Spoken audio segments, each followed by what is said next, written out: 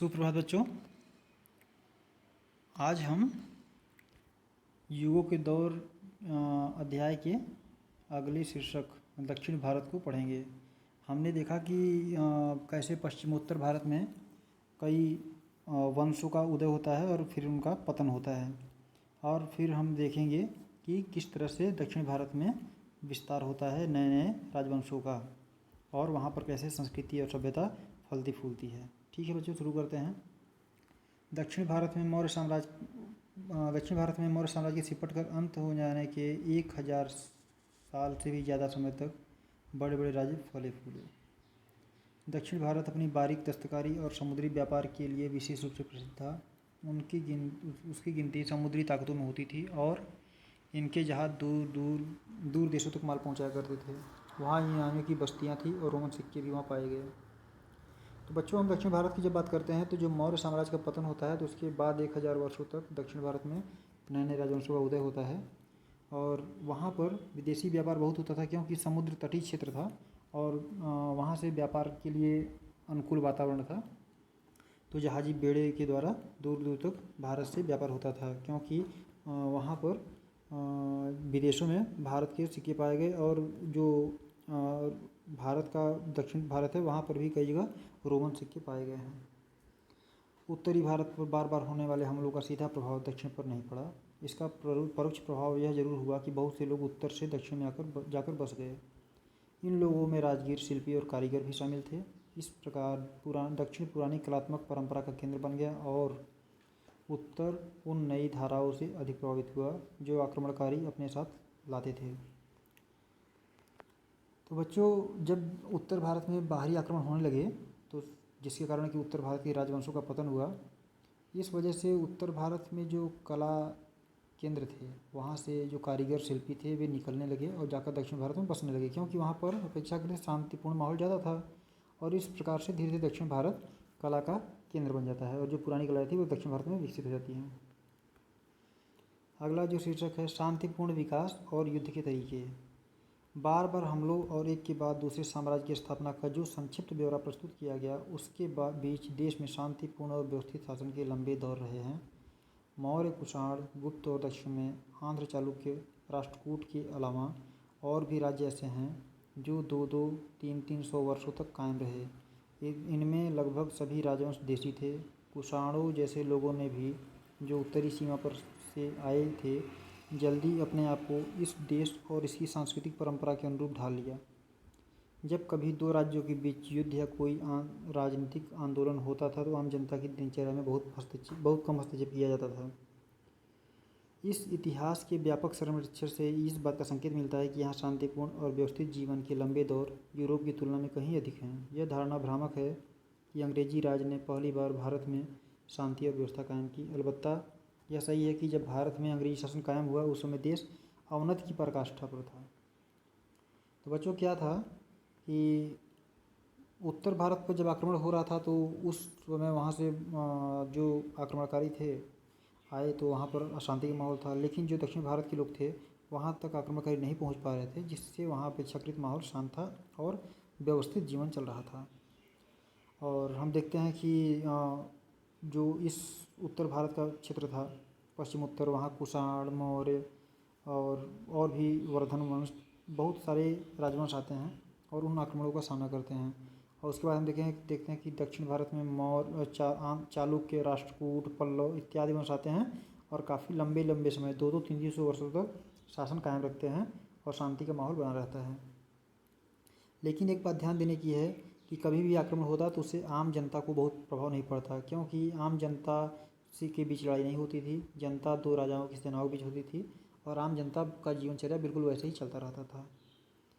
और जैसा कि जो विदेशी विद्वान हैं उन्होंने एक भ्रम फैलाया है कि भारत की उन्नति अंग्रेज़ों के बाद हुई, तो यह एक भ्रामक अवधारणा है। भारत पहले उन्नति के पथ पर अग्रसर था। अंग्रेज़ों के आने के बाद इसका अवनति हुआ, अवनति की पराकाष्ठा पर भारत पहुंच गया। राजनीतिक और आर्थिक व्यवस्था टूट चुकी थी। वास्तव में यही कारण था कि वह राज यहाँ कायम हो सका।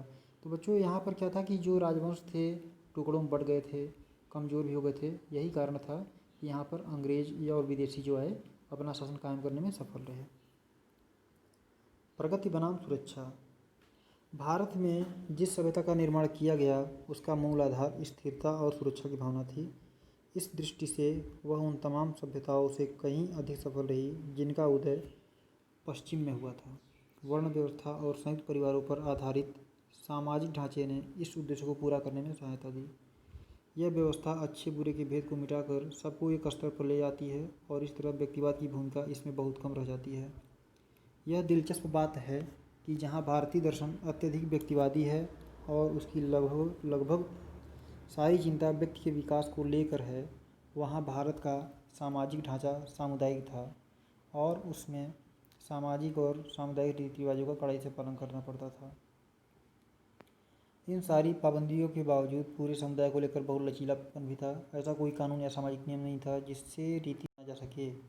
यह भी संभव था कि नए समुदाय अपने अलग अलग रीति रिवाजों, विश्वासों और जीवन व्यवहार को बनाए रखकर बड़े सामाजिक संगठन के अंग बने रहे। इसी लचीलेपन ने विदेशी तत्वों को आत्मसात करने में सहायता की। समन्वय केवल भारत में बाहर से आने वाले विभिन्न तत्वों के साथ नहीं किया गया, बल्कि व्यक्ति के बाहरी और भीतरी जीवन तथा मनुष्य और प्रकृति के बीच भी समन्वय करने का प्रयास दिखाई पड़ता है। इस सामान्य सांस्कृतिक पृष्ठभूमि ने भारत का निर्माण किया और इस पर विविधता के बावजूद एकता की मोहर लगाई। राजनीतिक ढांचे के मूल में स्वशासी ग्राम व्यवस्था थी। राजा आते जाते रहे पर यह व्यवस्था नींव की तरह कायम रही। तो बच्चों क्या था कि जो भारत था, यहाँ का जो धर्म दर्शन था यह शुरू से ही व्यक्तिवादी था। इसने व्यक्ति के विकास पर बहुत ध्यान दिया। हम उपनिषद को देखें या जो भी प्राचीन ग्रंथ हैं वह व्यक्ति के विकास पर बहुत जोर देता है। लेकिन उसके बावजूद जो भारत का जो ढांचा था वह सामाजिक था। यहाँ समाज में जो रीति रिवाज था उसका पालन करना पड़ता था और समाज में सभी प्रेम से रहते थे। ऐसा नहीं था कि जो कोई नया आया उसको उन्होंने अपनाया नहीं। इस तरह से भी लचीला व्यवस्था था कि जो बाहर से संस्कृतियाँ आई उनको भी इन्होंने अपना लिया और दूसरे लोगों को अपने में मिला लिया। यह लचीलेपन के ही कारण हुआ। ऐसा विश्व के इतिहास में नहीं हुआ। मतलब जितना अस्थायी तो भारत में था इतना यूरोप में भी नहीं था। यूरोप भारत में उस समय यूरोप जो था वो भारत से बहुत पिछड़ा हुआ था इन सब मामलों में। तो जो समन्वय था वह केवल विदेशियों और भारतीयों के बीच नहीं, अपने देश के भी लोगों के बीच था। इन्होंने जो इनकी सांस्कृतिक पृष्ठभूमि थी उसमें भी इन्होंने काफ़ी कुछ अपने आप को इकट्ठा कर रखा और इसमें सबसे बड़ा योगदान दिया जो ग्राम की स्वशासन व्यवस्था थी।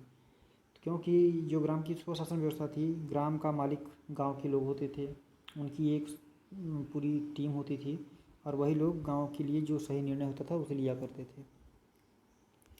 राज सत्ता चाहे देखने में कितनी निरंकुश लगती हो, रीति रिवाजों और वैधानिक बंधनों से कुछ इस तरह नियंत्रित रहती थी कि कोई शासक ग्राम समुदाय के सामान्य और विशेष अधिकारों में आसानी से दखल नहीं दे सकता था।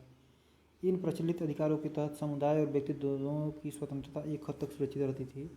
ऐसा लगता है कि ऐसे हर तत्व ने जो बाहर से भारत में आया और जिसे भारत ने जज्ब कर लिया, भारत को कुछ दिया और उसे बहुत कुछ लिया।